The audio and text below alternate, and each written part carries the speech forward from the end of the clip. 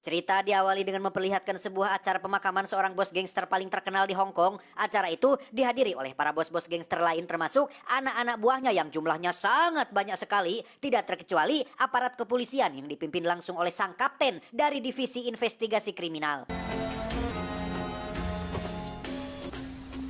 Dari sekian banyak tamu yang datang, ada seorang pemuda polontong yang diketahui baru bergabung selama 3 bulan, di mana ia secara kebetulan melihat seorang pria yang mengaku berasal dari Taipei sama seperti dirinya dan memutuskan untuk makan bareng.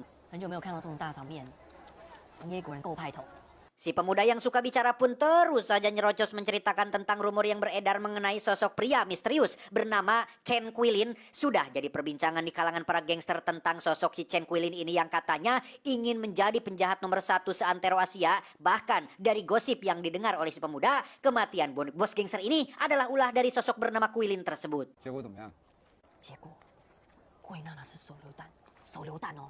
Tak lama semua anggota gangster pun berdiri menyambut kedatangan seorang bos besar dari utara, di mana si pemuda benar-benar terkejut saat baru menyadari jika sosok yang ia ajak bicara sedari tadi adalah sosok Chen Quilin yang diidolakannya, yang ternyata kedatangannya ke sini adalah untuk membunuh bos besar yang baru datang saat itu.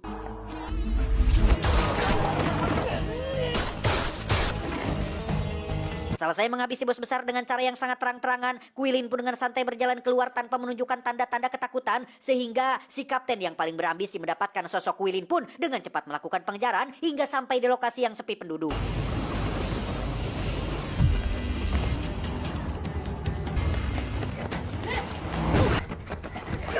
Sempat terjadi baku hantam, Quilin bisa dengan mudah mengalahkan si kapten dan melanjutkan pelariannya. Namun ketika berada di atap gedung yang minim jalan keluar, Quilin yang tidak punya banyak opsi pun terpaksa loncat ke bawah gedung dan...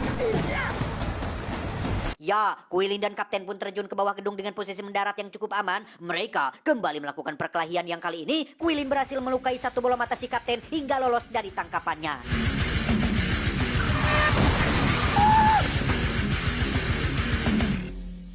4 tahun kemudian, penampilan Quilin kini sudah berubah seperti mas-mas konvensional pada umumnya. Bahkan wajahnya sudah jemros alias berkumis dan janggotan yang memang sengaja dibuat seperti itu setelah statusnya yang dianggap sebagai buronan paling dicari. Tak lama, Quilin pun ditelepon oleh perawat pribadi neneknya yang mengatakan bahwa saat ini sang nenek dirawat di rumah sakit akibat penyakit tumor. Setelah 4 tahun tidak pernah menjenguk sama sekali, tumor sang nenek kini semakin parah dan kecil kemungkinan beliau bisa diselamatkan.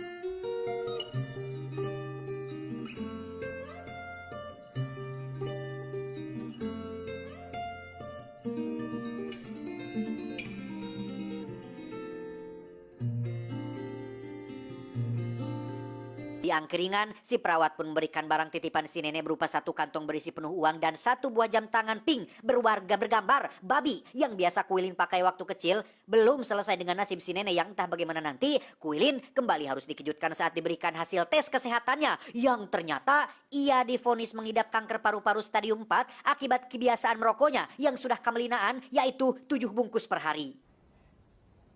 Menurut si perawat, waktu yang Quilin miliki hanya sekitar 6 bulan lagi, sehingga ia disarankan untuk menebus semua kesalahannya di masa lalu. Salah satunya adalah dengan menyerahkan diri ke polisi sebagai bentuk pertanggungjawaban atas semua perbuatannya.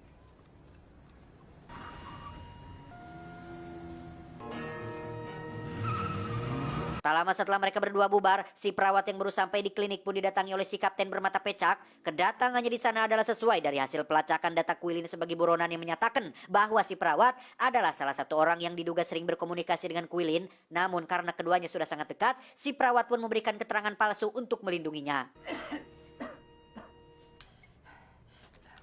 Keesokan paginya, Quilin menuruti saran si perawat untuk menyerahkan diri ke polisi. Namun karena hari itu para petugas sedang sangat sibuk sekali, Quilin malah disuruh ikut mengantri bersama dengan pengunjung yang lain. Disitulah ia melihat poster buronan paling dicari, sempat bangga dan percaya diri bahwa dialah buronan nomor 1 paling dicari di Asia.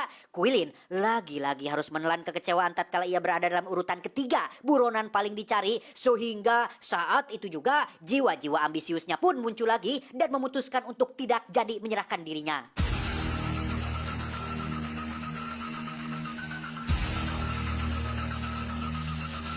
Malamnya, Quilin menemui sahabatnya untuk curhat perihal hidupnya yang tinggal 6 bulan lagi, di mana ia juga mengungkapkan keinginannya untuk menjadi penjahat nomor 1 agar bisa terkenal setelah kematiannya. 我是怕死了都没人记得。Selepas menemui sahabatnya, Quilin mendatangi si perawat untuk meminta identitas dua buronan teratas yang ternyata si perawat ini diketahui sering nyambi sebagai dokter ilegal yang terbiasa merawat para kriminal dan kenal dengan banyak penjahat di kota ini. Karena Quilin terus memaksa, si perawat pun memberikan apa yang ia mau, bahwa buronan nomor 2 adalah bernama Hongki atau biasa dijuluki dengan nama si ular yang dicirikan dengan tato orai di tangannya. Saat Quilin bertanya tentang buronan nomor 1, si perawat mengaku tidak memiliki informasi lengkap tentang sosok tersebut, namun ia punya surat sakit milik ibunya si nomor 1, barangkali bisa menjadi petunjuk awal bagi Quilin untuk mencarinya. Tanpa buang waktu, Quilin langsung meluncur ke sebuah salon yang menjadi tempat tinggal kamuflasenya si ular selama ini, di mana Quilin sengaja menyewa sebuah kamar hotel yang terletak tepat di seberang salon tersebut untuk memantau pergerakan si ular dari jarak dekat. Tak lama, muncullah si ular bersama 3 anak buahnya. Mereka baru saja selesai melakukan pekerjaannya, yaitu menagih utang, di mana Mei, si gadis pesuruh pun diminta untuk mencuci pisau milik si ular yang baru saja ia gunakan untuk menikam nasabahnya yang bandel.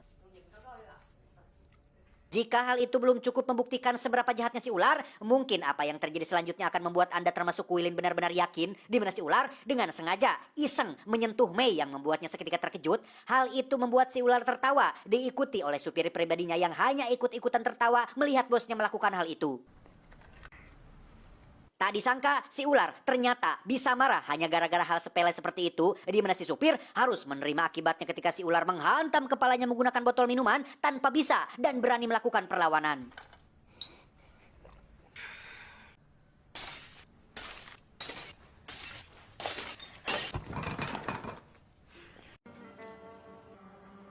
Faktanya, Mei bukanlah gadis pesuruh, melainkan anak tirinya sendiri yang ia rawat setelah ibunya di penjara, yang karena saking jahat dan biadabnya, si ular menjadikan Mei layaknya istri sendiri dan memaksanya untuk melayani apapun keinginannya. Keesokan paginya, Quilin langsung melancarkan niatnya dengan mendatangi langsung salon tersebut dengan berpura-pura ingin merapikan jenggot, di mana saat Mei baru akan melakukan pekerjaannya, muncullah si ular yang baru datang dari luar dan... Ya, si ular ternyata adalah sosok aki-aki cemburuan yang menuduh Quilin hanya ingin menggoda Mei, di mana ia mengintimidasi Quilin menggunakan pisau cukur tanpa tahu jika orang yang ia ancam adalah sosok mengerikan yang sudah tidak takut akan kematian.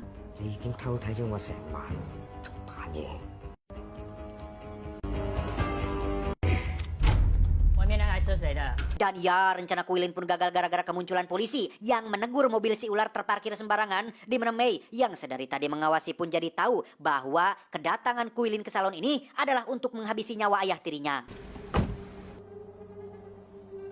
Saat kembali ke kamar, Quilin menemukan barang-barangnya sudah acak-acakan oleh anak buahnya si ular, sehingga Quilin yang sudah mah jengkel pun kini menjadi semakin marah besar dan memutuskan untuk menghabisi si ular malam ini juga. Singkat cerita, malam pun poek. Tepat saat kedua anak buahnya sedang makan di warung Teh Yuli, Quilin pun mendekati supirnya si ular yang sedang nyekrol TikTok di dalam mobil, di mana Quilin melemparkan sebuah koin untuk memancing kepalanya keluar sehingga...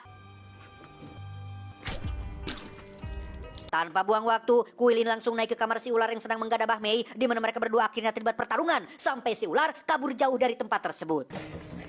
Saat mereka berdua sedang kejar-kejaran itulah, si kapten ternyata ada di sana setelah mendapat petunjuk terkait kepergian Quilin, sehingga menyadari ada 2 ikan di waktu yang bersamaan, si kapten pun langsung ikut mengejar sampai di lokasi walungan.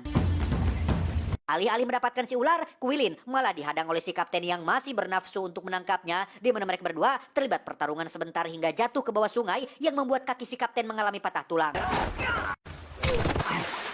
Tak punya waktu mengurusi si kapten, Quilin pun dengan cepat mengejar si ular yang berlari menuju hamparan alang-alang, di mana ia kabur ke dalam sebuah kebun tertutup dan bersembunyi di dalam sana. Sempat terjadi ketegangan yang membuat Quilin terpojok, tekad si ular nampaknya masih jauh di bawah Quilin, yang hanya dengan bermodalkan congor adunya, Quilin berhasil menggigit wajah si ular dan... Pada akhirnya, si ular yang di awal kemunculannya tampak jahat dan tak terkalahkan pun kini harus ketakutan melihat seseorang yang tidak ia kenal, di mana sampai ajal menjemput, si ular masih penasaran dengan sosok Quilin yang ia sendiri pun tidak pernah mengenalnya, tidak tahu apa tujuannya, yang jikalau sampai ia tahu tujuan Quilin yang ingin menjadi penjahat nomor 1, mungkin si ular akan sangat syok mendengar fakta tersebut.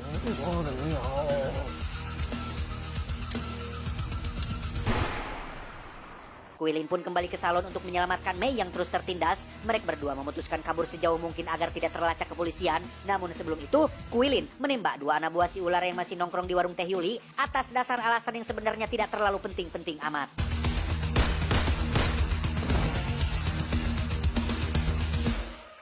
Keesokan paginya di pinggir pantai, Quilin memutuskan untuk berpisah dengan Mei. Quilin memberikan mobilnya untuk Mei bisa pergi jauh, sementara ia hanya mengambil jam tangan pink babi miliknya yang merupakan pemberian dari nenek tercintanya. 我现在开始你自由了，保重。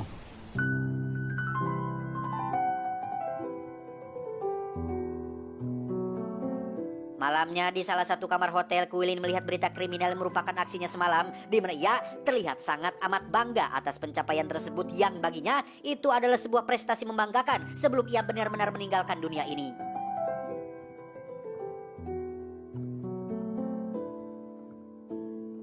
Keesokannya, Quilin melanjutkan misinya untuk mendapatkan burona nomor 1, yaitu biasa dijuluki dengan nama si Merpati. Bermodalkan surat sakit pemberian si perawat, Quilin pun berhasil mendapatkan sebuah alamat yang diyakininya sebagai tempat tinggal baru si Merpati tersebut.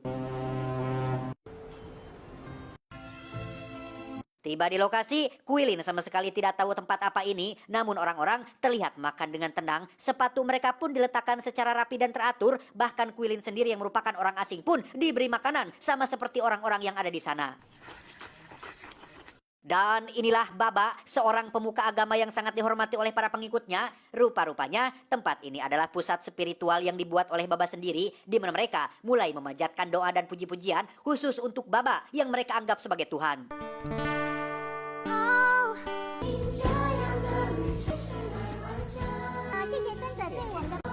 Dan ya, Quilin tiba-tiba muntah cairan hitam sehingga dengan cepat mereka membawa Quilin ke dokter setempat. Melihat obat yang dibawa Quilin, dokter pun bisa langsung mengetahui jika Quilin sedang mengidap kanker paru-paru. Hal itu dijadikan kesempatan untuk Baba mengajak Quilin bergabung dengan ajaran spiritualnya, berharap dapat sedikit memulihkan penyakitnya. 一切都会好起来的。 Keesokan harinya di taman, Quilin mendatangi Baba untuk bertanya langsung apakah ada seseorang bernama si Merpati di tempat ini. Baba pun menjawab, ya ada, tapi ia sudah meninggal dunia bertahun-tahun yang lalu. Bahkan Baba menunjukkan kuburan si Merpati sebagai buktinya. Dengan fakta bahwa penjahat nomor 1 sudah tidak ada yang berarti ia sudah tidak punya tujuan lagi, Quilin memutuskan bergabung dengan ajaran spiritual ini dan resmi jadi pengikutnya. Beberapa hari berlalu setelah Quilin menikmati kedamaian di tempat ini, Baba mengajak Quilin untuk memeriksakan dirinya ke dokter. Yang alangkah terkejutnya Quilin saat mengetahui hasil ronsennya tidak menunjukkan tanda-tanda kanker paru, yang dengan kata lain, Quilin dinyatakan sudah sehat 100%. 不过还要抽取细胞化验会比较准确。哎，像这种奇迹，但万中无一嘛。 Setelah yakin dengan mukjizat yang Baba miliki, Quilin memutuskan untuk benar-benar tinggal di sini. Ia mengubur pistol yang tadinya akan dipakai untuk menghabisi si Merpati, termasuk menyerahkan semua uang miliknya yang merupakan pemberian si nenek untuk dibakar di dalam tungku api sesuai perintah dari Baba yang mengatakan bahwa semua pengikutnya wajib meninggalkan urusan duniawi dalam bentuk apapun. Di hari pertama Quilin menjadi pelayan sang Baba, ia pun membantu para petugas membagikan makanan kepada para calon pengikut baru yang salah satunya adalah ibu dan anak kecil. Si anak makan sedangkan ibunya tidak karena mengaku sedang diet. Persis seperti hari pertama Quilin di tempat ini, si anak kecil pun muntah cairan hitam disertai hilang kesadaran sehingga Quilin yang kasihan pun langsung menggendongnya untuk dibawa pada dokter yang biasa.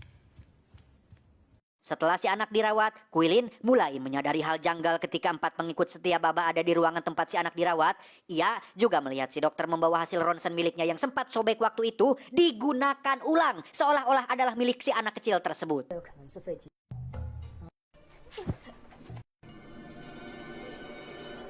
他刚才腹吐黑水，应该是体内有不干净的东西。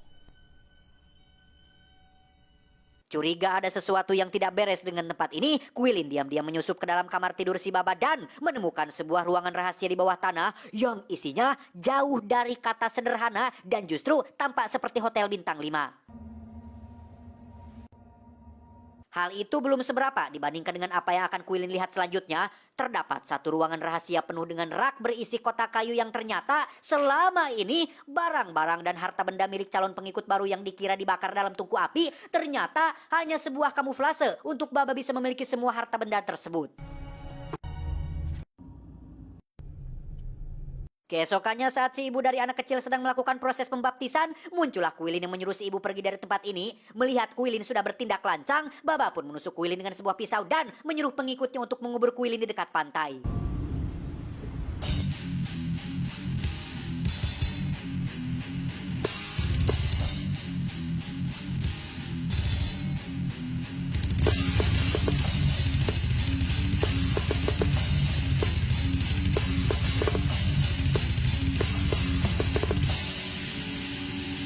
Esoknya, Quilin ternyata masih hidup dan berhasil bangkit dari kuburnya sendiri. Ia langsung membongkar makam si merpati dan menemukan sebuah foto yang membuktikan bahwa si Baba tidak lain dan tidak bukan adalah sosok si merpati itu sendiri. Pada akhirnya, Quilin mengambil kembali pistol miliknya yang ia kubur di dalam hutan. Ia juga kembali pada tujuan awalnya untuk menjadi penjahat nomor 1 di Asia dengan mendatangi kembali pusat spiritual untuk membantai Baba dan semua pengikutnya. Quilin menebak bahu si Baba yang membuat sebagian pengikutnya lari ketakutan. Ia juga menunjukkan bukti-bukti bahwa orang yang selama ini mereka puja-puja tidak lebih dari hanya seorang penjahat yang menyamar jadi orang suci untuk memperkaya diri, di mana Baba yang memiliki congor penipu pun masih saja bisa berkata-kata manis dan bijak untuk membuat para pengikutnya tetap tegar dan yakin. Sehingga karena tidak ada pilihan lain, Quilin langsung menghabisi si Baba saat itu juga.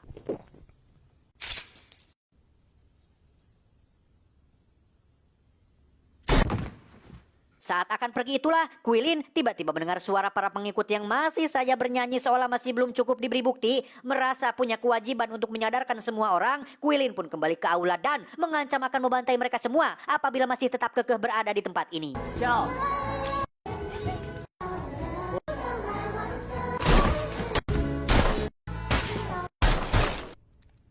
Selesai dengan misinya dan resmi jadi buronan nomor 1, Quilin pun kembali ke kota dengan menaiki kapal besar. Ia sekonyong-konyong meminjam ponsel milik seorang penumpang tak dikenal untuk menghubungi si kapten agar siapkan sepasukan aparat untuk menyambut kepulangannya. Dan ya, Quilin turun dari kapal dengan raut wajah bangga dan bahagia, di mana Quilin menyerahkan tangannya sendiri untuk diborgol, termasuk menyapa para wartawan dengan mempertegas nama lengkapnya.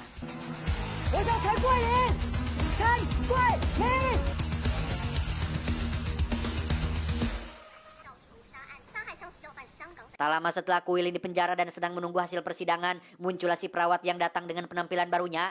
Pada akhirnya terkuaklah bahwa ternyata yang mengidap penyakit kanker paru adalah si perawat itu sendiri. Alasan ia membohongi Quilin rupanya dilandasi atas rasa penyesalannya yang selama hidupnya bekerja sebagai dokter ilegal untuk membantu para kriminal.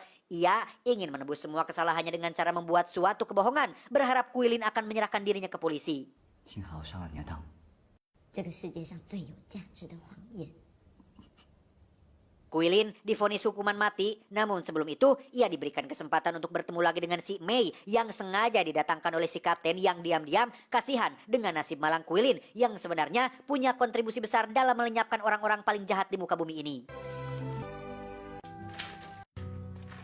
Berlokasi di salah satu gedung kosong penjara, Quilin dipersilakan untuk menikmati makanan terakhirnya, bahkan diperbolehkan menghisap satu batang udud untuk yang terakhir kalinya. Sebelum akhirnya ia dibaringkan di atas kasur untuk dimautin dengan cara yang cepat dan tidak menyakitkan.